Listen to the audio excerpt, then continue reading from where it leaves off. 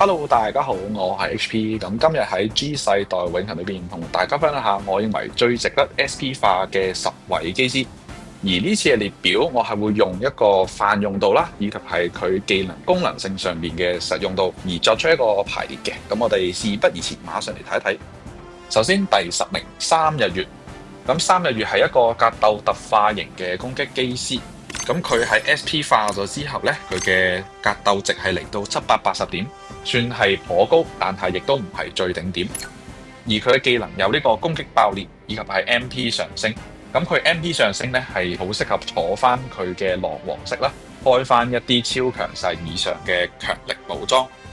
然之後我哋睇一睇佢嘅能力，佢有阿賴耶識系統，咁啊自身嘅爆擊率提升15%，以及就係鐵環團有呢個嘅提升損傷以及係減傷。之所以會推薦佢成為呢一個 SP 化駕駛員呢，就係佢嘅阿賴耶識系統契合度。鐵血呢有好多機體呢都係一個爆擊特化型嘅機體啦，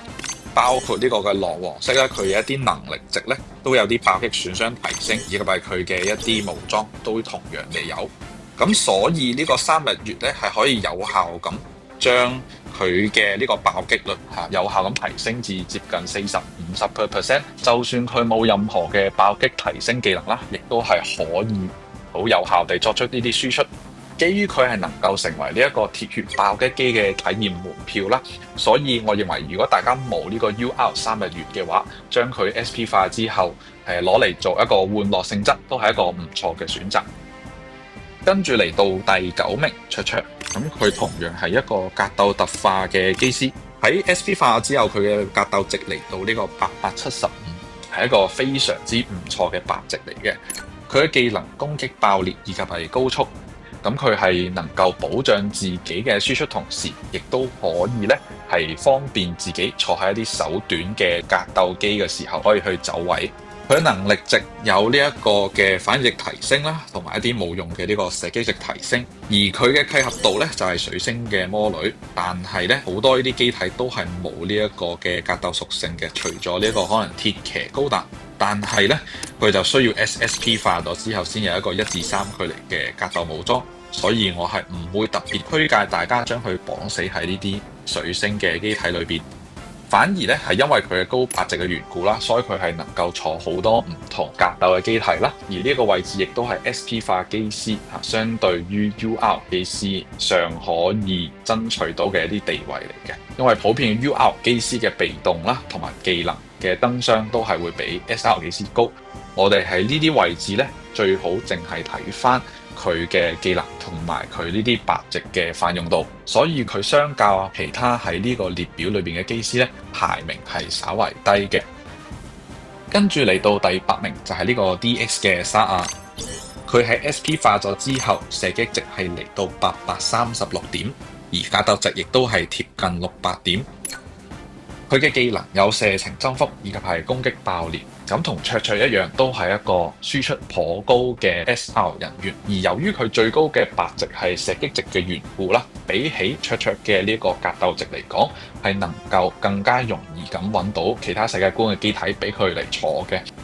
而佢嘅呢個技能射程增幅，亦都係錦上添花，係令到你嘅射擊機，譬如話有陣時有5格距離，可以將佢上升至6格距離，令到你嘅輸出更為安全。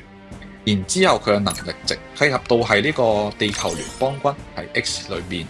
而當中亦都有唔少嘅機體係符合佢嘅呢個射擊值嘅，包括係呢一個 ULT 嘅貝芬格高達啦，以及係佢自己嘅華沙哥破壞者。基於呢個緣故，佢係會比卓卓嘅排名高少少。咁但係呢，喺呢個技能嘅實用度啦，以及係佢作為一個攻擊人員嘅關係啦，佢係唔會比呢個列表上面其他人排得更為前嘅。嚟到第7名，獨角獸系列嘅華慈。咁佢嘅 SP 化白值呢，射擊值係嚟到呢個821，同樣地係屬於一流嘅水平。然之後佢嘅技能有呢個攻擊爆裂啦，以及係鎖定。而佢嘅能力呢，就由呢個契合到地球聯邦軍。咁咁由於地球聯邦軍嘅機體係十分之眾多啦，以及係好多都會有一啲射擊值嘅呢啲武裝，所以呢個機師比起呢個沙亞呢，係能夠坐到更加多唔同嘅呢啲機體，並且係將佢哋嘅傷害比較最大化。身為呢一個支援人員啦，佢嘅價值亦都會係比起 SP 化嘅攻擊人員稍為高少少，因為通常我哋嘅主輸出係會用翻一啲 UR 嘅人員。而呢啲支援人員咧，可能係俾翻稍為冇咁強勁嘅支援手，最後佢嘅技能就係鎖定，亦都係喺某啲情況下咧，令到你嘅 debuff 啊或者係一啲技能一定係會命中，所以都係一個非常之唔錯嘅角色。然後第6名就係嚟自鐵血嘅朱利斯，佢嘅白值咧喺升到最盡之後係呢個格鬥值817，係一個非常之高嘅水平啦。然之後佢嘅技能咧就有呢個射程增幅以及係高速嘅。咁要注意就係呢兩個技能咧，對於一個格鬥嘅支援機咧係一個非常之係需要嘅技能嚟嘅，因為咧距離手短，而支援機所需要嘅咧就係企喺一個合適嘅位置，可以能夠去落到 debuff。咁所以佢呢個機師係能夠彌補到所有支援系列嘅呢啲格鬥機，以及你俾攻擊機去坐，佢亦都能夠將你嘅攻擊機射程最大化。而貼近佢嘅機師咧，就只有呢個世代之塔嘅米米啦，同樣地係有射程增幅以及係加速。但係因為佢係攻擊機師嘅緣故啦，以及係佢有一個範圍 buff 關係，所以咧佢亦都唔會係用嚟擺喺一啲支援系列嘅格鬥機。好啦，咁我哋嚟睇一睇佢嘅能力。佢嘅契合度係加拉爾號角，咁啊大部分嘅機體咧都唔係特別格鬥特化嘅，可能唯一係呢個巴耶力啦，以及係呢個抽彈用嘅蛋撻林，但係咧佢哋嘅泛用度都唔算特別高。而頭先我都講過啦，就係我哋嘅着眼點唔應該喺契合度，而係應該喺佢嘅技能啦，同埋呢啲白值嘅組合上邊。咁所以佢嘅功能性上面咧，都係一個非常之唔錯嘅支援人。嚟到呢個第5名就係雷，咁佢咧係 SP 化之後，佢嘅覺醒值係嚟到接近800點，係一個唔錯嘅白值。然之後佢嘅技能有攻擊爆裂同埋呢個搖擺閃避，咁搖擺閃避係一個非常之珍貴嘅技能啦。咁無論你係想削弱對方嘅血量啦，或者係呢個主輸出嘅時候，搖擺閃避都可以令你企喺一個非常之好嘅位置，消耗對面嘅一啲支援攻擊，而去做放心嘅一個輸出嚟嘅。咁所以呢，有搖擺閃避嘅機師喺呢一個列表裏邊係相當之看重。而佢嘅能力呢，就有呢個契合度窄多啦，但係窄多呢都冇幾部機係食到呢一個嘅覺醒值，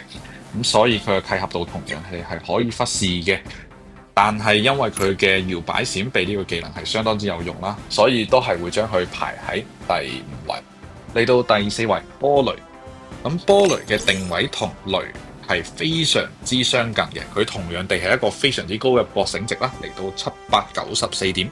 只係差可能2-3點咁樣嘅啫。佢嘅技能有射程增幅以及係搖擺閃避。咁頭先都講過啦，搖擺閃避係一個非常之有效嘅技能啦，以及係射程增幅都可以令你嘅攻擊機走位更加之靈敏。佢嘅能力有呢一個新自護嘅契合度啦，咁新自護裏邊咧係有相當之多嘅機體係食到覺醒值嘅，包括呢個莎薩比啦，以及係一啲攻擊型機體，譬如話係新自護號。咁呢個嘅契合度係令到呢個機師坐喺好多唔同嘅機體咧，都可以食到佢嘅呢一個10% 增傷，從而令到佢嘅傷害係比起雷咧係更加之可靠嘅。就算佢係缺少咗呢一個攻擊爆裂嘅 buff， 而射程增幅亦都可以令呢啲覺醒值嘅武器咧進一步提升佢嘅射程，所以佢會排喺第4位。第3位 H2 嘅阿森姆鳴人野。之前我喺呢一個最值得 SP 化機體10選裏邊，亦都有提及過佢嘅機體就係 H2 雙炮型。而阿森姆同佢嘅契合度係非常之高啦。咁我哋首先嚟睇一睇白值，射擊值係嚟到呢個763點，而格鬥值係嚟到719點，兩樣呢都係一個非常之唔錯嘅水平。雖然唔係最高嘅白值，但係呢係一個非常之可靠嘅輸出。然之後佢嘅技能由呢個射擊值增幅啦，令到佢嘅攻擊係進一步提升，以及就係呢個額外行動次數增加，咁啊即係一次性嘅3動技能。佢嘅能力有呢一個地球聯邦軍 H 嘅時候提升損傷10%，咁我哋都係攞翻佢嘅 H2 雙炮嚟睇一睇。咁喺呢一個加15% 攻擊力嘅情況底下，加上阿森姆嘅呢個優良射擊值咧，係可以令到佢好多嘅呢啲射擊武裝咧，傷害更加之最大化嘅。而喺一個擁有住位移 Map 炮嘅機體上邊能夠作出咁高嘅輸出咧，我認為係好可能會有一啲單機突破嘅情況出現。而呢一部機咧係不可少嘅。最後就係佢嘅能力，就係一次性開嘅3棟技能。咁喺能夠食到契合度嘅情況底下，開到3棟咧，呢樣嘢係連 UR 機師都做唔到嘅，所以佢嘅價值就喺呢一度啦。第二名就係元祖系列嘅阿寶，佢係一個支援機師，擁有住606射擊值啦，以及係702嘅覺醒值。佢呢個嘅白值係相當之唔吸引嘅，但係佢嘅重點就在於佢嘅技能啦。咁佢有射程增幅啦，以及係搖擺閃避，咁同之前我講嘅波雷係同樣嘅組合嚟嘅。但係重點就係在於佢係一個支援機師。支援機師擁有住射程增幅咧，就係一個非常之重要嘅技能啦。佢可以能夠提高你嘅有效射程。乜嘢係有效射程呢？我哋嚟攞紅蛇睇一睇。紅蛇嘅第二個武裝就係距離3至4嘅特殊增傷。第三個武器就係2至5距離嘅減防，所以佢嘅有效射程就係3至4格距離，能夠令到支援機作出雙 debuff 嘅距離。換言之，如果我哋有射程增幅，係能夠令到佢第二個武裝變成3至5格距離，令到佢嘅有效射程變成3至5。咁多咗足足1格嘅有效射程呢，係可以令到你嘅支援機企嘅位置係更加之靈活。你唔需要淨係企喺3至4格距離，你可以企喺3至5格距離，令到走位嘅距離變得更加之靈活。同樣地，佢嘅技能搖擺閃避呢，係能夠令到你唔會受到其他支援反擊嘅。咁所以佢呢個技能組合能夠令到你每一步，無論係坐邊一步嘅支援機都好，都可以非常之有效咁提升到佢嘅實用度啦，以及係走位嘅靈活性。最後就係佢嘅能力值，地球聯邦軍都係唔缺少一啲可以令佢發揮到最大作用嘅機體嘅，但係最重要都係呢個嘅技能組合擺喺一個支援機師上邊。最後第一名嚟自 Double 嘅 Lock On。咁佢係我當時攞到 SP 化勳章之後第一個 SP 化嘅駕駛員嚟嘅，佢擁有住814嘅射擊值，屬於係非常之高嘅白值啦。而射擊值因為比起格鬥值同埋覺醒值更加泛用嘅緣故啦，所以佢係能夠坐到好多唔同世界觀嘅機體嘅。佢技能有射程增幅以及係支援攻擊次數增加。射程增幅頭先都同大家講過，能夠提升一個支援機嘅有效射程。而因為 Lock On 射擊值高嘅緣故啦，所以佢係能夠作為一個輸出手，坐翻一個攻擊機嚟做輸出嘅。咁所以呢一個位置咧，亦都可以令到佢呢個射程增幅咧係更加之有用。然後佢嘅支援攻擊次數增加，亦都係可以令到佢喺某啲嘅情況下作出更加多嘅支援次數啦，以及係一啲嘅輸出。佢嘅能力值咧就有呢個契合度天人。天人而家暫時為止出嘅機體都唔算特別多，但係譬如話睇下佢嘅力天使，咁佢都有啲3至6格距離嘅武裝嘅。咁而如果坐喺上邊之後加翻一個射程增幅咧，你係可以令到佢嘅3至6距離啦變成3至7格啦，或者咧就係將佢嘅呢個有效射程提升至3至6格，係一個非常之好組合嚟嘅。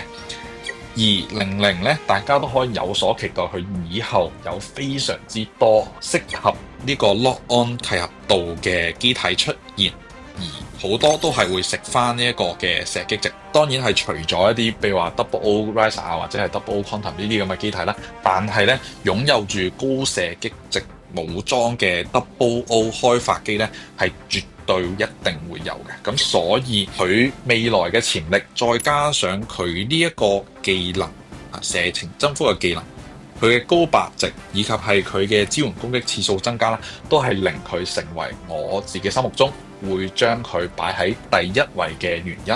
今日想同大家分享嘅10位最值得 SP 化機師就喺齊晒呢度啦。如果大家認同或者係有其他自己嘅意見嘅話，亦都歡迎喺影片下邊留言。如果大家中意嘅話，亦都不妨可以俾個 like 同埋訂閱我嘅 channel。咁我哋下條片再見，拜拜。